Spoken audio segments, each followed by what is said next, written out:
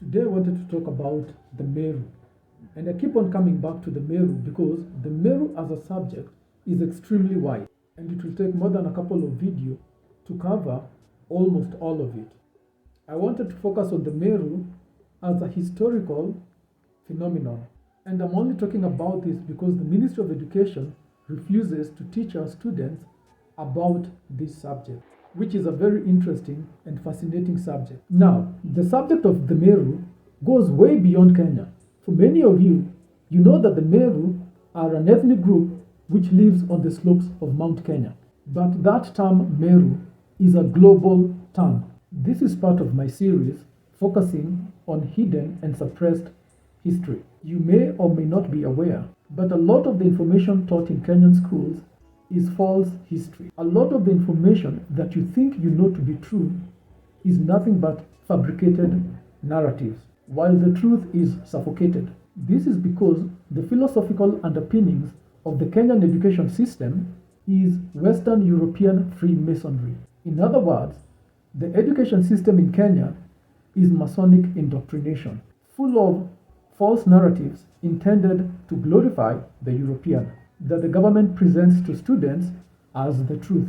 This false information comes from the British, who write and produce the curriculum used in Kenya. And in fact, Kenyan national exams are written and produced in England. Everything in the education sector in Kenya is controlled from England. So you're given all these false narratives, which you then believe to be true because you don't have any other information contradicting the indoctrination in schools.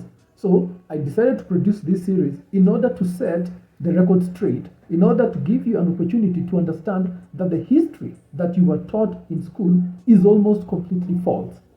And this is the counter narrative that is more accurate and more congruent with actual historical facts. So I'm not here to give you my opinion. I'm here to give you information that can be proven from history using accurate sources and artifacts that has been found all over the world. What is not taught in class is that in prehistorical times, there was a global culture called the Cushite culture. This Cushite culture can be considered the mother culture from which all other civilizations sprang up from. You may have encountered the word Cush from the Bible, but in reality is that Cush is more than the small area identified in the Bible that we call Sudan today. The Cushite culture stretched all over from Africa, going all the way to Australia and even in North and South America. But this is in prehistorical times. And what really gets mentioned in school is that in prehistorical times, there were no Europeans, there were no Asians, there were no Arabs. That particular mutation hadn't come into existence. So it was Africans who were living on the earth for thousands of years before all these other strains of humanity showed up. And we know this from multiple disciplines and studies. This is more than just from history books or archaeology. It's also from genetic discoveries that have been made in recent times. And in fact, in archaeology, there's a rule of thumb that says the farther back you go into history, the blacker the people become.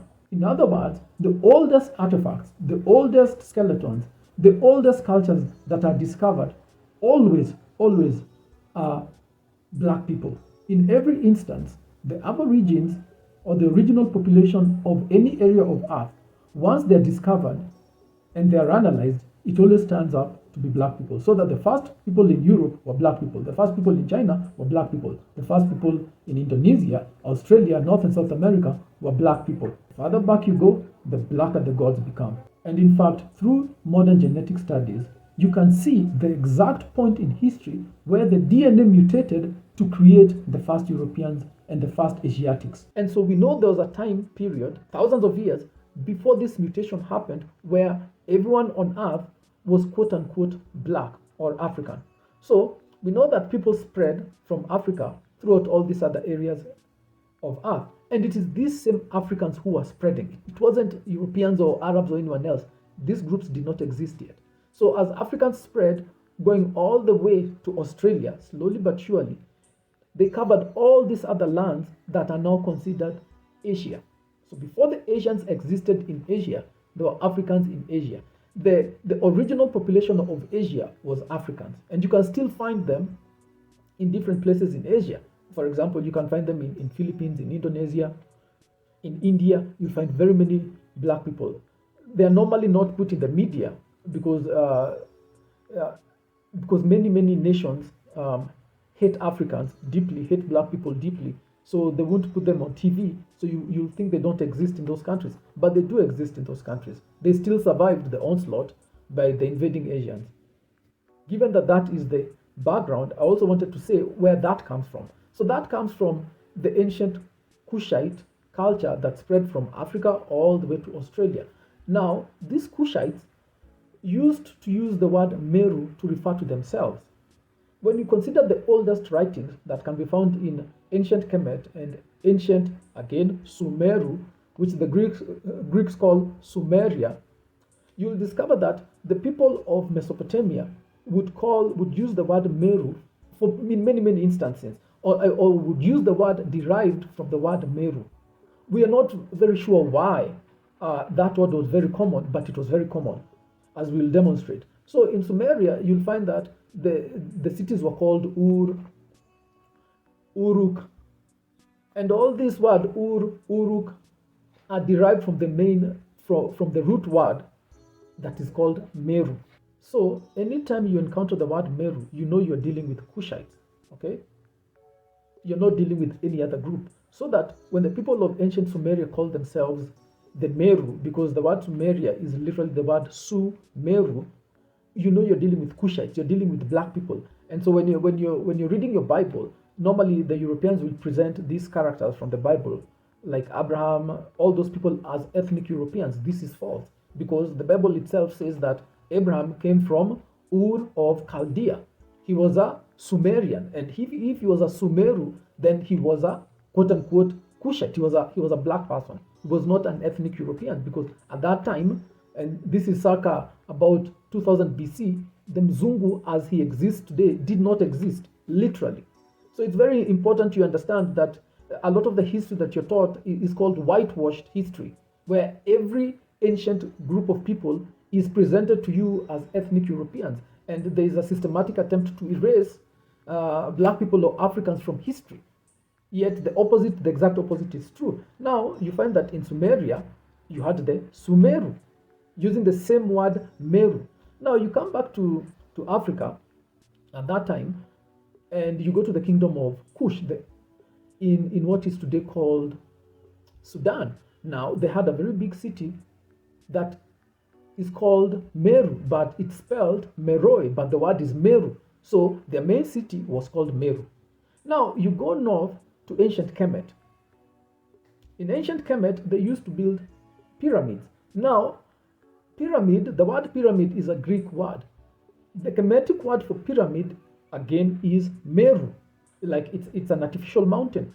And so you come back to Kenya, which is on the east coast of Africa, and you find that we have a huge mountain called Mount Kenya, and on the slopes of Mount Kenya live a people who call themselves the Meru.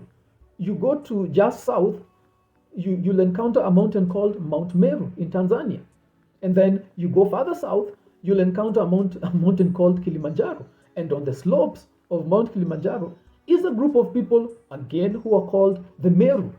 So you keep on seeing the name Meru being associated with a mountain, one or another. And going back to the Bible, if you remember correctly, you're told that Abraham was invited by a deity he encountered, and the deity told him, look, I want you to make a sacrifice to me.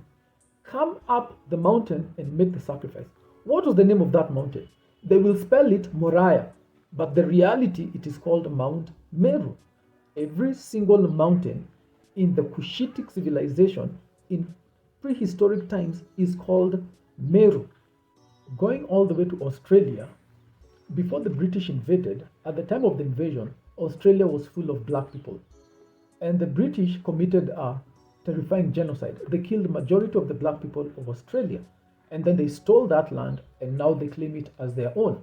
Now, once they got to Australia, they encountered a particular tribe that was called the Meru. Now, this is a tribe that was, really, it was a confederation of tribes. and they lived around what is today the city called Adelaide.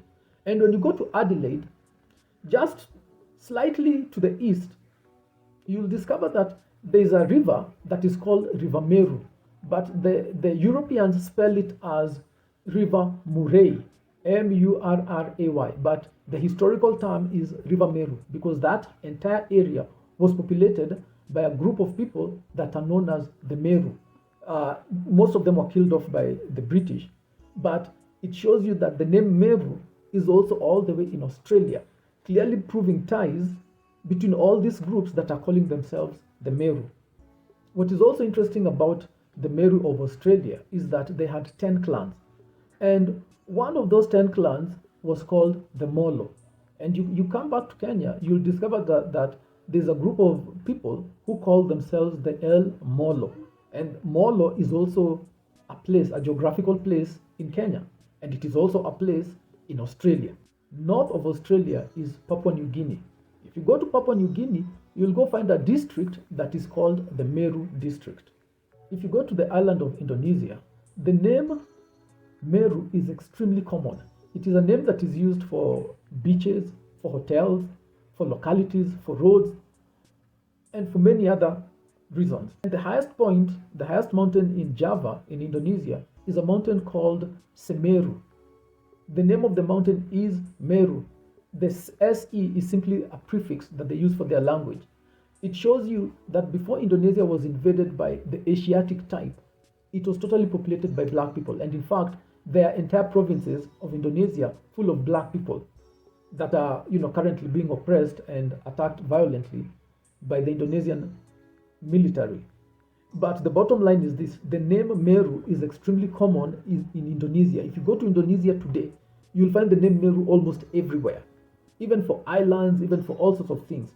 And when you just cross over from Indonesia and you go to Cambodia, in Cambodia there's an ancient empire, an ancient civilization that was based upon the Khmer people. Now, the Khmer people, that is the English rendition of that word. The actual name is the Meru people of Cambodia. And this ancient Cambodian empire was centered on a mountain again called Meru, because all mountains in the ancient Cushite civilization were called Meru. Now, when you talk about the American continent, what Europeans will claim is that America was named after Amerigo Vespucci. This is not correct. The term America existed before Europeans invaded and attacked that continent. And in fact, the name America is derived from a local language called Amarucan. So America was always called Amarucan. It's not named after a European. And the word Amarucan, the etymology and the root of that word is Meru. And it symbolizes, or it's meant to mean a serpent, a kind of divine serpent called Amarucan. Now, the name of that serpent, according to different cultures in North and South America, of course, the name will change. But originally, the term Amarucan is associated with a particular serpent that used to be worshipped in ancient times. And so you find like the American rap singer who's called Tupac Amaru. The word Amaru is the same word as Ameru. In fact, the word Meru is extremely common in North and South America. And in fact, the original civilization that created or spawned the later civilizations of the Inca and the Maya, the original civilization is called the Olmec. And the Olmecs were black people. And that's why you keep on seeing the word Meru occurring, because North and South America was part of the ancient Cushitic empire and civilization that had spread all over the earth. Today, there's a country called Peru. Now, the word Peru is derived from the word Meru. So it's just the P that was interchanged for the M. And Peru, for a long time, was ruled by a kingdom that is now known as the Inca Kingdom. Now, the word Inca is very interesting because the word Inca is closely associated with the word Enki. And the word Enki is associated with the ancient Sumerian god Enki. And it is Enki who warned Atrahasis that a flood was coming. And he told Atrahasis, build a boat because a flood is coming that you may escape the flood. And it is this same god Enki that the Maasai called Enkai. that the Kikuyu called Ngai, the Swahili called Mungu or Mulungu or Murungu, which the Dravidians of Indians called Murugan. So you can clearly see association between the names that are being used all over the world. Why? Because all these cultures come from the ancient culture called the Cushite Empire that had spread all over the earth and used the name Meru extensively to describe themselves and to describe the mountain upon which they would worship their gods. So going back to Mesopotamia and ancient Kemet, we do know that the 4th dynasty pharaoh called Sneferu imported timber called Meru oak that he used to build the palace doors. Now, this sort of historical information should be taught to students, but it's not. So the idea of Meru oak is not new at all. The people of ancient Kemet were trading in Meru oak all those thousands of years ago. And yes, they called it Meru oak. They didn't use the word oak because oak is English. They used their own word, but it's Meru oak. They used the word Meru for that particular tree. In Mesopotamia and ancient Kemet also, the word Meru is also associated with one of the first kings that arose and has become famous. In the Bible, they will talk about a powerful man called Nimrod. That is the English rendition of the word. The original rendition of the word is Nare Meru. That's what he was called. And what is interesting is that Nare Meru becomes Nimrod in Mesopotamia. He also becomes Nare Meru, the first king of United Kemet. The king who founded ancient Egypt, ancient Kemet, is also called Nare Meru, which the Bible renders as, or the British render as Nimrod. It's the same name. It is practically the same person. And if you read your Bible, you'll see that Nimrod, his father was Cush. He came from the line of Cush. Again, proving the point that in ancient times, there was an ancient civilization called the Cushitic civilization that associated itself with the name Meru. And also the name Meru means black, because it is from this name Meru that you get the name Muru, which is rendered in English as Moor, M-O-O-R, which means a black person. So the word Moor is also the word Meru. It also means black. So the ancient people of ancient Sumeria, they would call themselves the Sangika, or the black people. The people of Kemet called their country Kemet, or the Black Land. And all these ancient empires associated with Cushites, who refer to themselves as the Meru.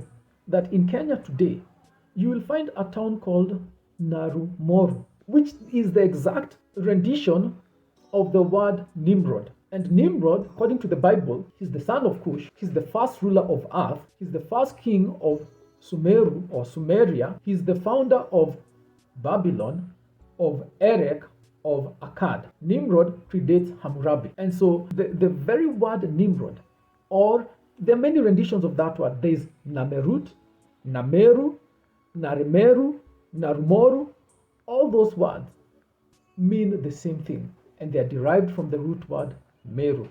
And therefore, I always say that the people who call themselves Meru in Kenya, they are special people because they carry this special name and they've carried it for thousands of years, proving a distinct connection between themselves and the first ruler of earth, who the Bible calls Nimrod.